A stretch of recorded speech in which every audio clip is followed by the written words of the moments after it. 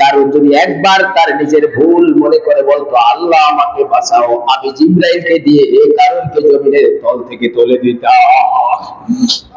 মূসাকে আমি একটা পাথর দিয়েছিলাম, পরশ পাথর।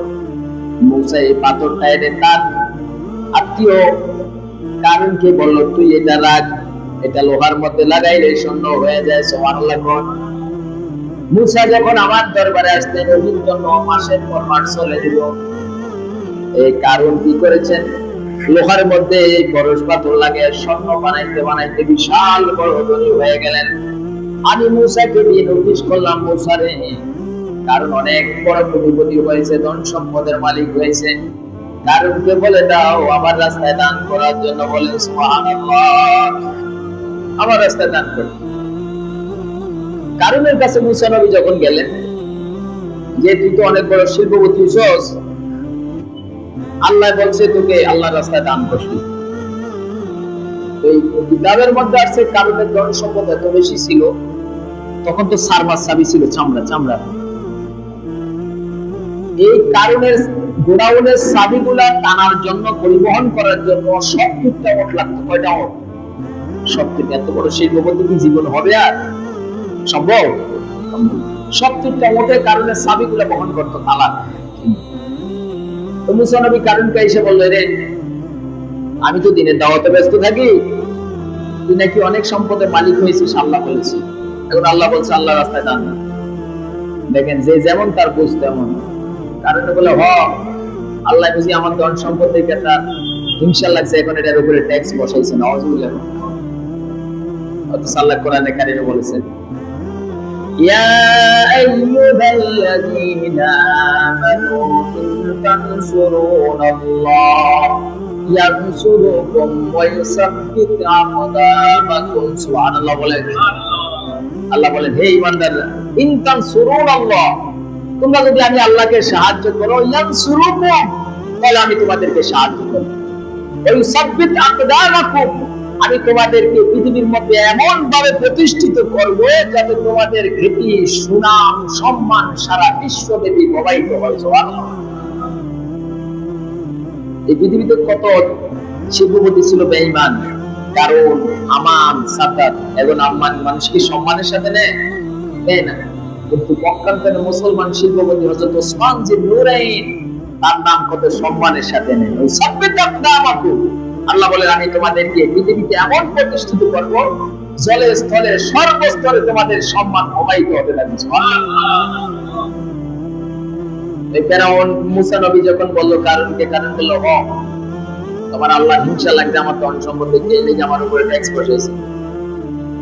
মুসা নবী তখন বলল আল্লাহ এই বেয়াদবি কয়, আল্লাহ কেমন দয়ালু, আল্লাহ কিছু কয় না। সে মুসা নবীর পিছনে লাগলো, লাগতে লাগতে এক পর্যায়ে একজন মহিলাকে অনেক টাকা দিয়ে খরিদ করলো। পরে বলল, তুমি কি এই মুসা যে স্টেজে যেখানে সমাজের মধ্যে বক্তৃতা দেয়, মানুষকে দিনের দাওয়াত দেয়, ওইখানে গিয়ে উঠতে বলবা মুসা আমার সাথে অপকর্ম করেছে, এই দেখেন আমি হামিল হয়েছি, টাকার বিনিময়। মুসা নবী এক অনুষ্ঠানের মধ্যে বক্তৃতা দিতেছেন, ওই মহিলা পেটের মধ্যে বালিশ বুলিশ যা আছে বলে লাগাইয়া আইসা বলে, ভাইয়েরা আপনারা মুসার কথা তো শুনতে আছেন, ভালো কথা, কিন্তু মুসা কি করছে আপনারা জানেন না। এই কথা উনি স্টেজে উঠিয়া বলবে যে মুসা আমার সাথে অপকর্ম করছে, ওই মহিলায় আল্লাহ জবান ঘুরিয়ে দিয়েছেন। আল্লাহ বলে মুকাল্লিবাল কুলুব বিযাতি সুদূর, মুসাররিফাল কুলুব। ওই মহিলা উঠে বলে, ভাই আমাকে কারণে অনেক টাকা দিয়ে বলেছে মুসা নবীর বিরুদ্ধে কথা বলার জন্য। আল্লাহু আকবার। মুসা নবী সঙ্গে সঙ্গে গরম হইয়া, এমন গরম হয়েছে, মুসা নবীর জামার মধ্যে একটা গেঞ্জি ছিল, গেঞ্জিটা পর্যন্ত জলে ধোঁয়া বাইর হয়ে গেছে। সুবহানাল্লাহ। সঙ্গে সঙ্গে মুসা নবী বদদুয়া দিলেন, আল্লাহ তাকে ধ্বংস করে দেন। বাস যেখানে ছিল সেখানে জমিনটাকে গ্রাস করলো। 70 বার কারণ মুসা নবীকে বলেছে, ভাই মুসা আমাকে বাঁচা। কতবার? 70। যখন সর্বশেষ মাথা জমিনে চলে গেল, আল্লাহ মুসা নবীর প্রতি নির্দেশ করলেন, মুসা কারণ তোমাকে কয়বার ডাকলো? তো মাওলা অনেকবার ডাকছে, তো গনা আসেনি, হয় না, 70 বার তোমাকে ডাকছে, ভাই মুসা আমাকে বাঁচা। সুবহানাল্লাহ। গনা রব্বুল আলামিন মুসাকে ডাক দিয়ে বলে, মুসা রে আমার বান্দা জাহান্নামে যাক এটা আমি চাই না, আবার কোন বান্দি জাহান্নামে যাক এটা আমি চাই না রে মুসা। কারণ মস্ত বড় ভুল করেছে, আমার প্রতি তোহমত দিয়েছে, আমি তার ট্যাক্স বসাইছি। কিন্তু তুমি বরদোয়া দেওয়ার কারণে তুমি মুস্তাজাবুদ দেওয়ার মধ্যে পড়ে গেছো। নবীদের দোয়া আমি ফেরত দেই নাই, তুমি বলেছো তাকে ধ্বংস করার জন্য। আমি জমিনকে আদেশ করলাম তাকে ধরো, তিলে তিলে তাকে যখন জমিন গ্রাস করলো, তোমাদের 70 বার বললো ভাই মুসা আমাকে বাঁচাও, দেওয়া হলো না। পরে মুসা শুনে রাখো, আমি জিব্রাইলকে সেখানে ভেজে রেখেছিলাম।